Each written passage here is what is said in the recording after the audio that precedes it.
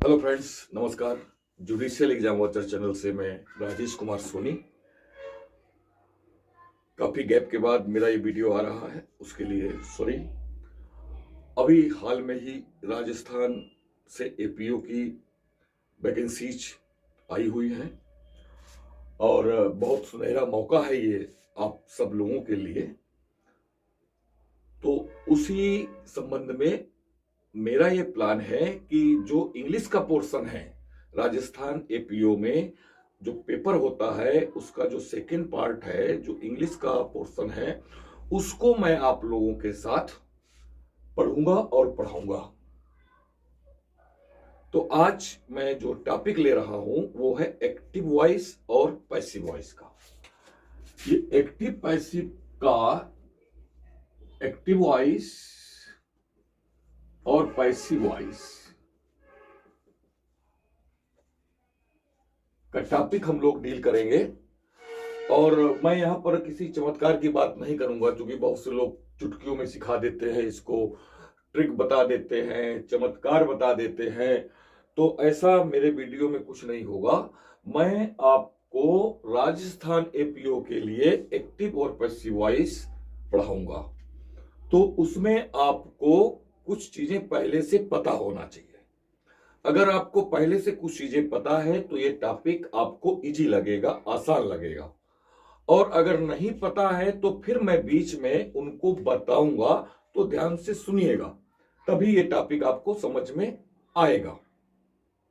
आज के वीडियो में मैं आपको एक्टिव और पैसिव के कंसेप्ट को बताऊंगा और कुछ एग्जाम्पल्स भी दूंगा, लेकिन ये सिर्फ सीखने के लिए होंगे।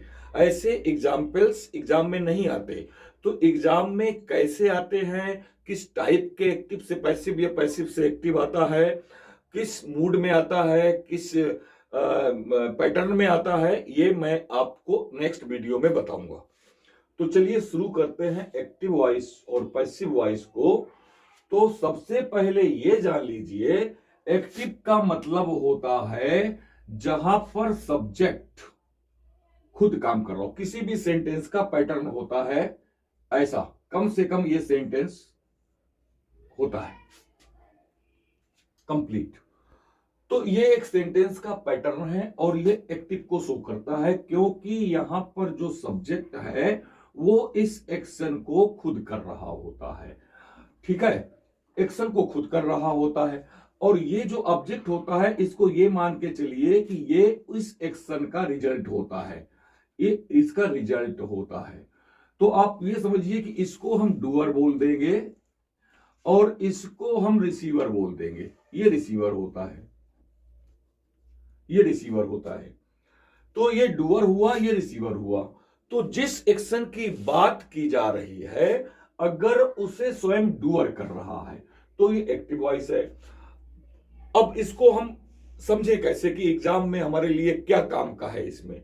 तो इसमें यह काम का है कि आप ये जानिए कि जहां कहीं काम के करने वाले को इंपॉर्टेंस देना है, जहां हमको उसे छुपाना नहीं है, उसे रिवील करना है, तब आपको एक्टिव वॉइस का यूज करना है, या आपको सब्जेक्ट का नाम लेकर के उस एक्शन को बताना है। जिसने जिसने उसको किया है उसका नाम आपको लेना है।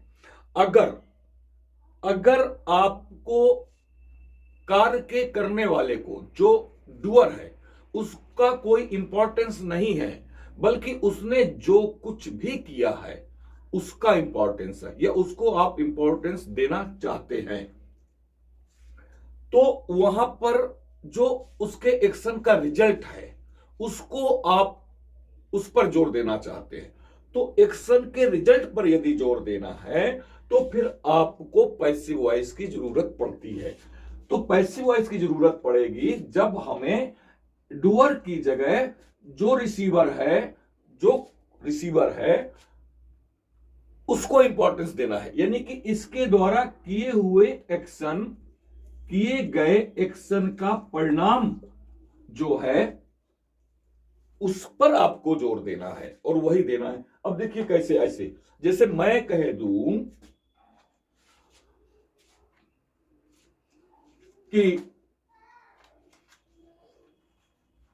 बहुत सिंपल, जो आपने बचपन में कुछ एग्जांपल्स पढ़े होंगे वो मैं इसलिए दे रहा हूं कि कंसेप्ट क्लियर हो जाए। इनसे काम नहीं चलेगा एग्जाम में। ही राइट्स अ लेटर,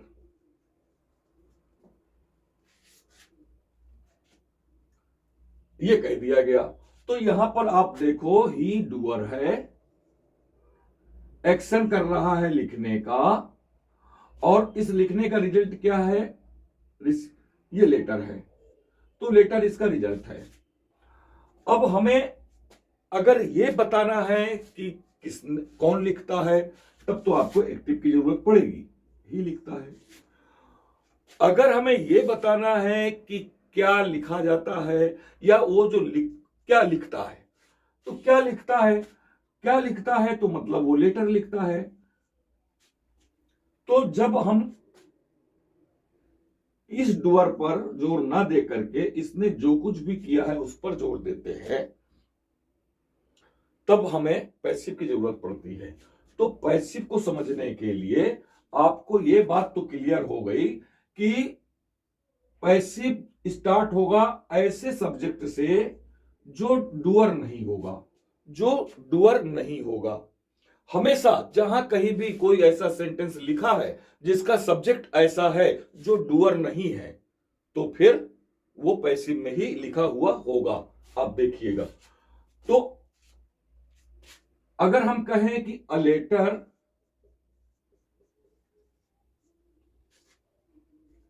इज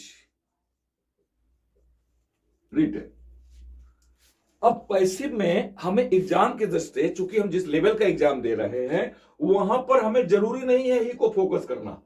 अगर ही को फोकस करना आवश्यक होता है या आवश्यक है, तो आप बाई लगा करके इसको लिख सकते हैं। लेकिन जो पैसिव हमें पढ़ना है, जो एग्जाम की दृष्टि से हमको देखना है, एपीओ में जो एग्जाम में जो आते हैं उस दृष्टि से हमको देखते चलना है पूरे कंसेप्ट को, तो आपको यहां पर बाई लगा करके डूअर को लिखने की जरूरत नहीं है। क्योंकि पैसिव बनाया ही इसीलिए गया है कि जब तक आवश्यक ना हो तो डूअर को छिपा ले।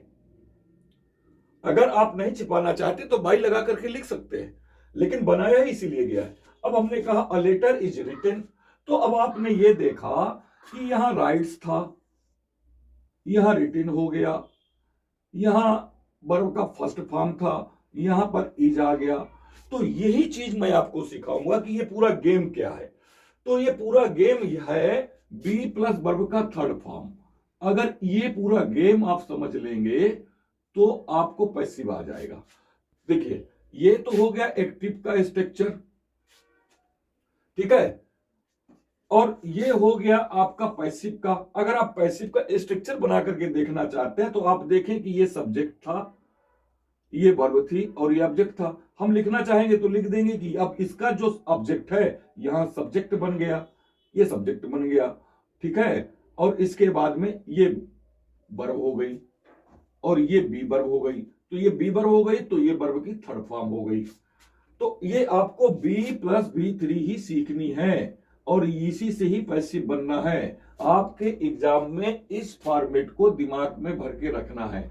कितना भी टेढ़ा मेढ़ा सेंटेंस आपके पास आएगा, अगर ये बात समझ में आ गई कि इसका यूज कैसे करेंगे, तो फिर आपको पैसिव क्लियर हो गया, कंसेप्ट क्लियर हो गया, ये आप मान लीजिए।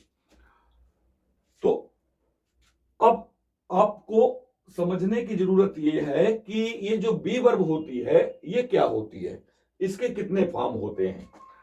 तो अब मैं इसको मिटा देता हूं।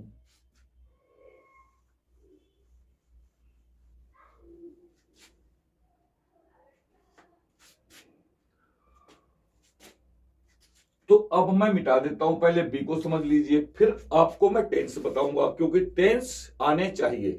बहुत अच्छा आना जरूरी नहीं है, सिर्फ इतना आना चाहिए पैसिव वॉइस के लिए टेंस, कि टेंस पहचान सके कि आखिर जो सेंटेंस एक्टिव में लिखा है वो किस टेंस में लिखा है, इतना पहचान सके, कम से कम इतना तो आना ही चाहिए, ठीक है।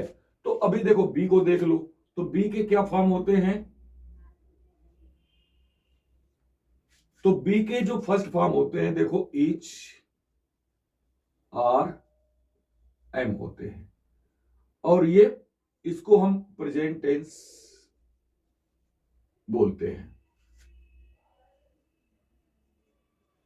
ठीक है।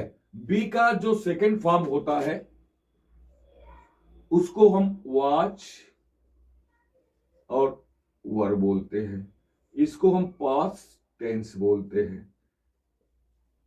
बी का जो थर्ड फॉर्म पास्ट पार्टिसिपल होता है वो बीन होता है, ठीक है। इसको हम परफेक्ट टेंस बोलते हैं, ठीक है। किसी भी परफेक्ट में ये आपको मिलेगा। प्रेजेंट परफेक्ट टेंस होगा तो भी बीन मिलेगा, पास्ट परफेक्ट टेंस होगा तो भी बीन मिलेगा, फ्यूचर परफेक्ट टेंस होगा तो भी बीन मिलेगा।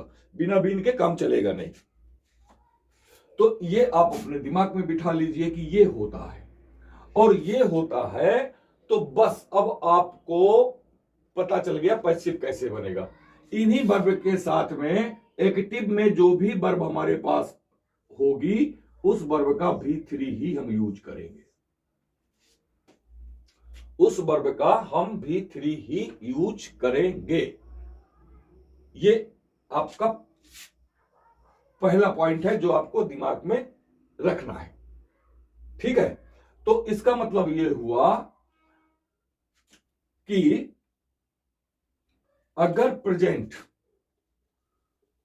अगर हमारे पास एक्टिव वॉइस प्रेजेंट इंडेफिनिट का है, एक्टिव वॉइस हमारे पास इंडेफिनिट का है, तो इसमें जो भी वर्ब यूज होगी, B1 यूज होगी या वर्ब के साथ में एस या एस यूज होगा, जो भी वर्ब यूज होगी वो वर्ब का आपको थर्ड फॉर्म तो करना है लेकिन बी के साथ करना है। तो अगर प्रेजेंट का है तो उसके अकॉर्डिंग आप देखो कि जो नया सब्जेक्ट आपका आ रहा है, जो डूअर नहीं है, जो नया सब्जेक्ट आप ले रहे हैं वो सब्जेक्ट के साथ में क्या फिट है। अगर इन तीन में से जो फिट है उसको आप लेंगे, उसे हम कहेंगे बी। वो चीज हो गई ये बी। और इसके बाद जो आपको एक्टिव में वर्ब दी गई है उस वर्ब का हमको पास्ट पार्टिसिपल यूज करना है और वो हो गया वर्ब का V3।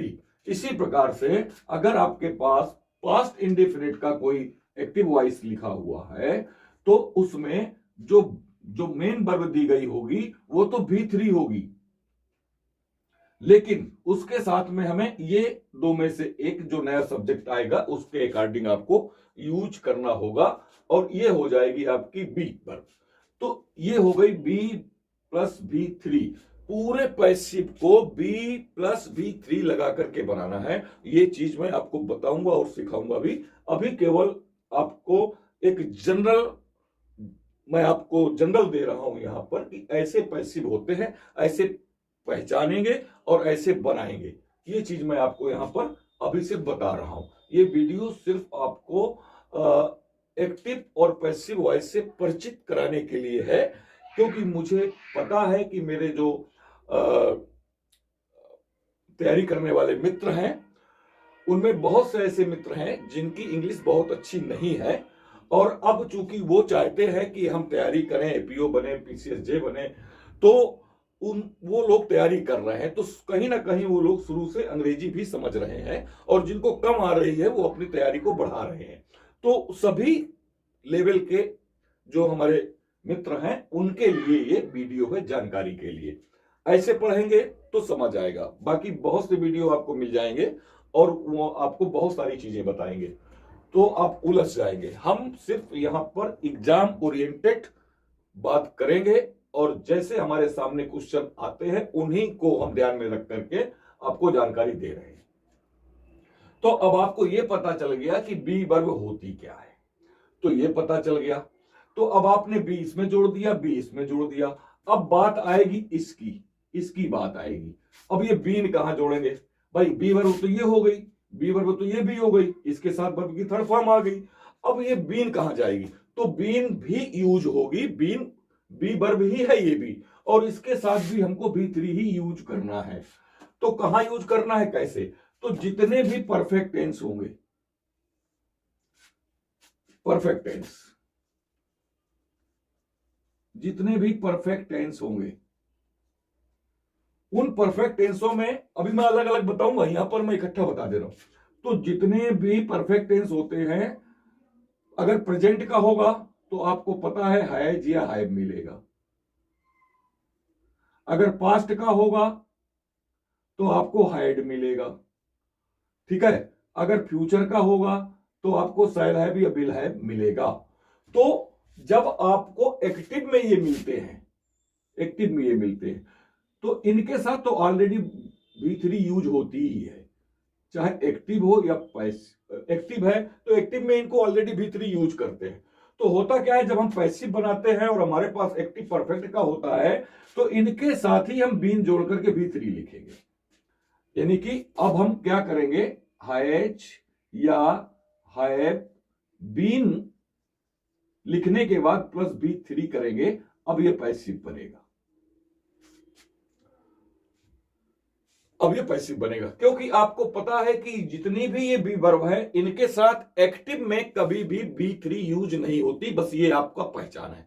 अगर इनके साथ में V3 यूज की गई है तो इसका मतलब वो सेंटेंस जिसे आप अभी पढ़ रहे हैं वो पैसिव वॉइस में ही लिखा गया है। ये इसको आप ऐसे पहचान सकते हैं। क्यों? क्योंकि अगर आप टेंस के अकॉर्डिंग देखें तो जहां कहीं इज आर एम यूज होता है वहां मेन वर्ब में इंग यूज होता है, यानी कि आईएनजी यूज होता है। जहां कहीं वाज वर्ब टेंस में यूज होता है एज ए हेल्पिंग वर्ब, तो इसके साथ जो मेन वर्ब होती है उसमें भी इंग यूज होता है। और जहां कहीं बीन होती है हेल्पिंग वर्ब में टेंस में, तो जैसे हैज बीन, हैव बीन, तो इसके साथ भी वर्ब का इंग फॉर्म ही यूज होता है प्लस टाइम के साथ में। तो ये सभी के साथ में इंग फॉर्म यूज होता है। अगर इंग फॉर्म यूज है तो सीधा बात है कि जो भी सेंटेंस लिखा होगा उसका आप सब्जेक्ट देखना, वो डूअर होगा। अगर इनके साथ में V3 यूज की गई है, फिर आप वहां पर अपने सेंटेंस को देखना, जो वहां पर सब्जेक्ट दिया होगा वो डूअर नहीं होगा, वो उस काम को नहीं कर रहा होगा। ऐसे आपको पहचानना है। ये थोड़ा सा एक दो बार आपको ये ध्यान से मेरी बातें सुननी पड़ेंगी, तब जाकर के आगे जो एग्जाम में आपके पास ऊट पटांग के सेंटेंसेस आएंगे। जो सेंटेंस जो एक्टिव में लिखा है वही समझ में नहीं आएगा तो पैसिव कैसे बनाएंगे। तो इसको अभी ध्यान से समझने की जरूरत है, फिर वहां हम समझेंगे। तो ये तो बात हो गई इंडेफिनिट की, कि अगर इंडेफिनिट में है तो ये कहानी हो जाएगी, और पास्ट इंडेफिनिट में है तो इस तरह आप कर लेंगे, ठीक है। अब आपने ये कर लिया। अब आप कहेंगे कि अगर फ्यूचर इंडेफिनिट है तो तब क्या करेंगे। तो अब आपको फ्यूचर की बात बता देते हैं। अगर फ्यूचर है, फ्यूचर का मतलब यह है कि या तो शैल या फिर विल यूज किया गया होगा और इसके साथ वर्ब का V1 ही यूज होता है। तब क्या करना है, यह भी फ्यूचर इंडेफिनिट है, तो फ्यूचर इंडेफिनिट है तो ठीक है।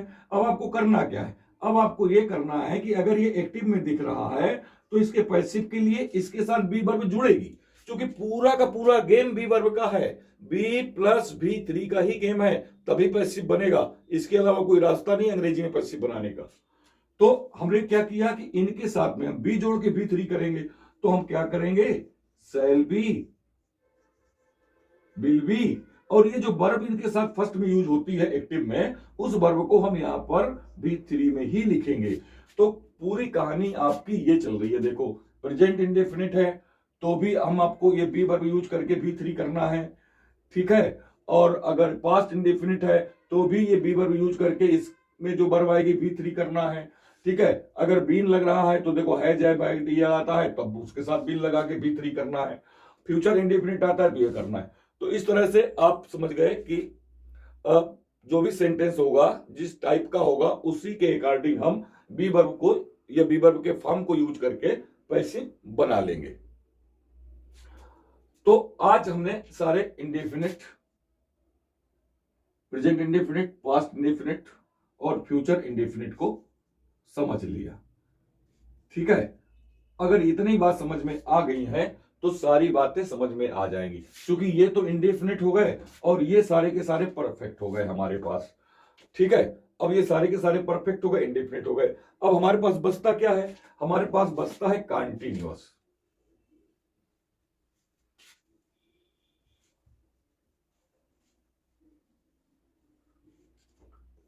हमारे पास बचता है कॉन्टिन्यूअस। अब कॉन्टिन्यूअस टेंस बचते हैं, इनमें ऑलरेडी इंग होता है, इनमें ऑलरेडी इंग होता है। यानी कि कंटिन्यूअस का जो फ्रेम होता है अगर आप लिखेंगे तो subject plus helping verb plus verb के साथ आईएनजी प्लस ऑब्जेक्ट। अब अगर ये प्रेजेंट का है तो subject plus is are am plus verb में आईएनजी प्लस ऑब्जेक्ट, इस तरह से लिख देंगे। ये कंटिन्यूअस का हो गया हमारा, ये है ना, ये हेल्पिंग वर्ब हो गई, ये मेन वर्ब हो गई। ठीक है, तो अब आप देखेंगे कि कंटिन्यूअस में तो हमारे पास पहले से ही इज आर एम है और वर्ब का आईएनजी है, तो इसको क्या करना है, तो इसको जितने भी कंटिन्यूअस हमारे पास है केवल दो ही कंटिन्यूअस का एक्टिव से पैसिव चेंज होता है, बाकी किसी कंटिन्यूअस का एक्टिव से पैसिव नहीं बनता है। ये बात तो हम डिस्कस करेंगे लास्ट में। तो यहां देख लो, तो इसका मतलब ये हुआ कि हम जब भी कभी इस एक्टिव का, इस टाइप के एक्टिव का पैसिव बनाएंगे तो कुछ नहीं करना है, सेम वही नियम रहेंगे। सिर्फ इतना करना है कि इसमें जो बी वर्ब आपके पास ऑलरेडी है, तो इसका जो नया आप सब्जेक्ट लेके आएंगे जिसको हम यहां पर ऑब्जेक्ट मान रहे हैं, तो ये जो नया सब्जेक्ट बनेगा इसके अकॉर्डिंग जो भी इन तीनों में से आएगा वो हम रखेंगे ही। ये चूंकि बी वर्ब के बिना काम होना नहीं है, तो बी वर्ब हमारे पास पहले से ही है, तो बी वर्ब में जो भी होगा उसमें हम इसके अकॉर्डिंग रख लेंगे। इसके बाद क्या करेंगे, इस वर्ब के साथ में आईएनजी लगा हुआ है, बस यही आपको ध्यान देना है कि पहले तो हम इस आईएनजी को सेटल करेंगे, बाद में वर्ब की V3 बनाएंगे। क्योंकि हमें फॉर्मेट तो यही चाहिए, पूरे के पूरे में फॉर्मेट यही चाहिए। तो इस इंग को सेटल करने के लिए हम अपनी तरफ से इसको बी इंग कर देंगे। तो देखो बी वर्ब हमारे पास ऑलरेडी है और इस अब यहां पर ये हेल्पिंग वर्ब हो गई, तो अब मेन वर्ब के साथ में आईएनजी लगती है तो बी हो गई मेन वर्ब, तो इसके साथ में जो आईएनजी लगती है इसकी रिक्वायरमेंट पूरी हो गई। और इसके बाद चूंकि हमको बनाना है पैसिव, तो अब इसके साथ में हमने जो ये वर्ब बची जिसका हमने इंग हटा करके बीइंग कर दिया है, अब इस वर्ब का हम थर्ड फॉर्म लगाएंगे और इस तरह से ये आपका पैसिव बन जाएगा। इस तरह से ये पैसिव बन जाएगा। अब चाहे तो बाई लगा करके इस सब्जेक्ट को आप लिखें, चाहे तो ना लिखें, लेकिन आपको जो एग्जाम्स में आएंगे उसमें आपको बाई वाई का ज्यादा यूज नहीं रहेगा, क्योंकि वो आपसे प्योर पैसिव पूछेगा। तो प्योर पैसिव बताने के लिए आपको प्योर प्योर प्योर पैसिव ही सीखना है। तो इस तरह से ये हो गया। अब एक जो क्लू है इसका वो ये है कि अगर आप 4 2 4 4 ये नंबर याद रखते हैं तो इसका मतलब है कि इनके इन एक्टिव के पैसिव नहीं बनते, इनके पैसिव नहीं बनते, आपको इनके पैसिव नहीं बनाने हैं। अब ये 4 2 4 4 कहां से आ गया ये भी आप समझ लीजिए। तो देखो प्रत्येक टेंस के पास जो होती है, प्रत्येक कोई भी एक्शन है उसकी 4 स्टेजेज होती है और ये 4 स्टेजेज तीनों टेंस में समान होती है। देखो ऐसे होती है, तो ये 4 to 4 भी मैं आपको समझा देता हूं। देखो कोई भी टेंस होता है उसके अंदर जो एक्शन होता है, ये जो एक्शन होता है जिसको आप वर्ब बोलते हैं, ये जो एक्शन है ये 4 स्टेज में ही होता है। पहला का होता है इंडेफिनिट, दूसरा होता है कॉन्टिन्यूअस, तीसरा होता है परफेक्ट, चौथा होता है परफेक्ट कॉन्टिन्यूअस।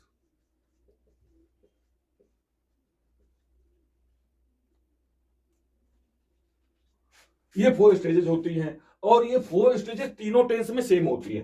प्रेजेंट में भी यही चारों होती हैं, पास्ट में भी यही चारों होती हैं और फ्यूचर में भी यही चारों होती हैं। तो अब आपको ये 4 to 4 समझ आ जाएगा कि ये तो मान लीजिए प्रेजेंट का हो गया, इसी तरह यहां पास्ट का भी होगा और इसी तरह यहां फ्यूचर का होगा। तो अब इसको हम 1 नंबर दे देते हैं, इसका भी 1 number same, 2 number same, 3 number same, 4 number same, इसका भी 1 number same, 2 number same, 3 number same, 4 number same. यानी कि कोई भी एक्शन टेंस के अंदर 4 स्टेज में ही होता है। अगर इसके अलावा होता है तो फिर उसको बताने और लिखने के तरीके अलग होते हैं। तो अब आप समझ लीजिए कि जितने में भी आईएनजी लगता है ये चारों में, ये 4 वही हैं जिनमें बी ऑलरेडी है और उसको बी का पैसिव नहीं हो सकता। तो देखिए ये जो प्रेजेंट का 4 नंबर है, प्रेजेंट परफेक्ट कंटीन्यूअस टेंस, इसका पैसिव नहीं बनेगा, तो 4 नंबर ये हो गया। फ्यूचर में 2 नंबर का नहीं बनेगा, तो ये फ्यूचर का 2 नंबर हो गया। या आप याद करने के लिए सीरीज से ऐसे कर लो, 4 4 2 4 कर लो, तो 4 नंबर का तो इसका नहीं बनेगा। अब पास्ट में भी यही कंडीशन है, इस 4 नंबर का नहीं बनेगा। अब फ्यूचर में आ जाएंगे तो 2 नंबर और 4 नंबर का नहीं बनेगा। तो ये आप ग्रुप बांट सकते हैं, 4 4 2 4 कर सकते हैं।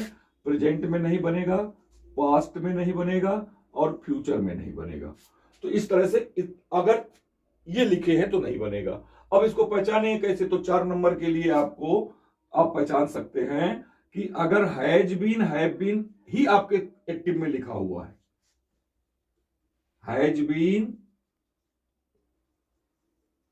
प्लस ING पहले से ही लिखा हुआ है आपके एक्टिव में, तो नहीं बनाएंगे। इसी प्रकार हैड बीन प्लस ING लिखा है एक्टिव में, तो नहीं बनाएंगे। विल बी प्लस ING लिखा हुआ है तो नहीं बनाएंगे। Shall have been plus ING लिखा हुआ है तो नहीं बनाएंगे। तो इतने टाइप के अगर एक्टिव आपके सामने आते हैं तो आपको एग्जाम में लिखना होगा नो चेंज, क्योंकि इनका पैसिव नहीं बनता है। तो ये रही एक्टिव पैसिव के संबंध में कुछ ऐसी जानकारियां जो एग्जाम की दृष्टि से आपको जानना जरूरी था, आवश्यक था। इससे गलतियां नहीं होंगी। और अब हम नेक्स्ट वीडियो में इसके आगे चलेंगे, थोड़ा सा टेंस को समझेंगे और इसके बाद सीधे सीधे पैसिव समझेंगे। इस फार्मूले को ही समझना है पूरा गेम। अगर इतना आपको पता है कि पैसिव का मतलब ये होता है तो आप कोई भी पैसिव बना ले जाएंगे, ये मैं गारंटी करता हूं। लेकिन इसके लिए आपको मेरा दूसरा वीडियो देखना पड़ेगा। Thank you for watching.